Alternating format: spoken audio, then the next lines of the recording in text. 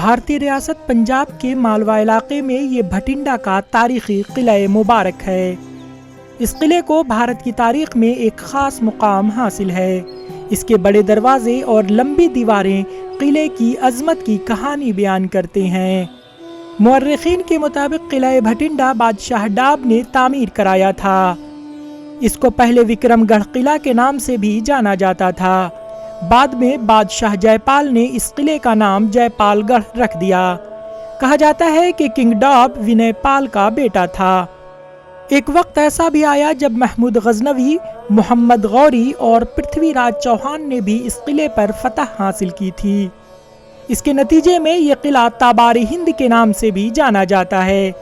جدو محمود غزنوی نے جب ہم تاریخ کو پڑھتے ہیں تو ہمیں معلوم ہوتا ہے کہ جب محمود غزنوی نے شہر پر حملہ کیا تو پہلا حملہ اننگ پال پر کیا تھا۔ کہا جاتا ہے کہ اننگ پال محمود غزنوی سے ہار گئے اور قلعے کے اندر خودکشی کر لی۔ اس قلعے کی ایک لمبی تاریخ ہے۔ اس قلعے کے ہر کونے میں تاریخ کے اوراق چھپے ہوئے ہیں۔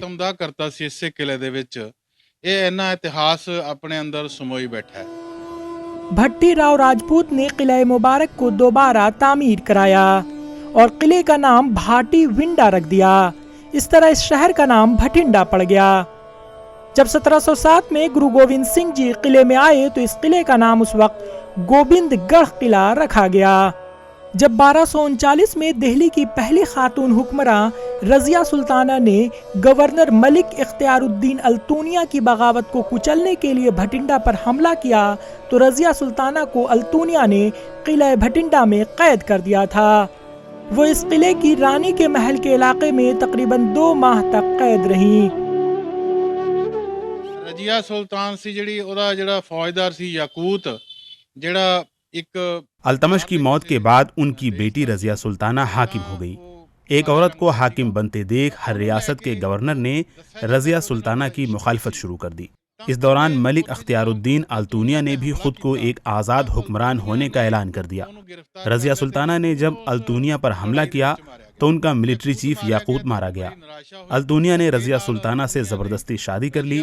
ایک دن رضیہ سلطانہ نے قلعے سے فرار ہونے کی کوشش کی۔ کہا جاتا ہے کہ التونیا کی فوج نے ان کا پیچھا کیا اور انہیں ہلاک کر دیا۔ التونیا دی فوجاں نے اودا پیچھا کیتا تے اودی ساری فوج رستے دے وچ ہی ماری گئی۔ بھٹنڈا کے عوام قلعہ مبارک کو نہ صرف بھٹنڈا بلکہ پورے پنجاب کے لیے فخر محسوس کرتے ہیں۔ مقامی باشندوں کا کہنا ہے کہ انتظامیہ اور حکومت کی عدم توجہی کی وجہ سے قلعہ مبارک کی خوبصورتی ختم ہو رہی ہے اور اسے نقصان پہنچ رہا ہے۔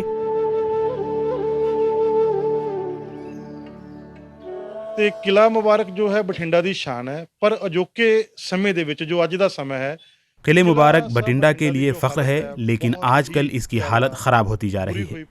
کچھ مقامات پر تیز بارش کی وجہ سے اس کی دیواریں گر گئی ہیں۔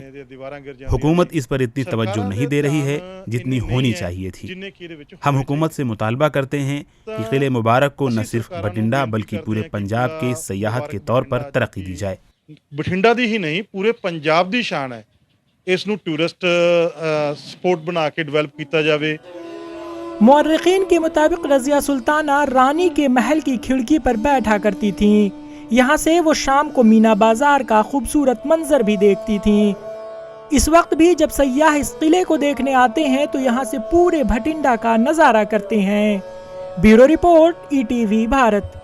24 گھنٹے خبر لگاتار دیکھنے اور پڑھنے کے لیے ڈاؤن لوڈ کریں ETV بھارت ایپ۔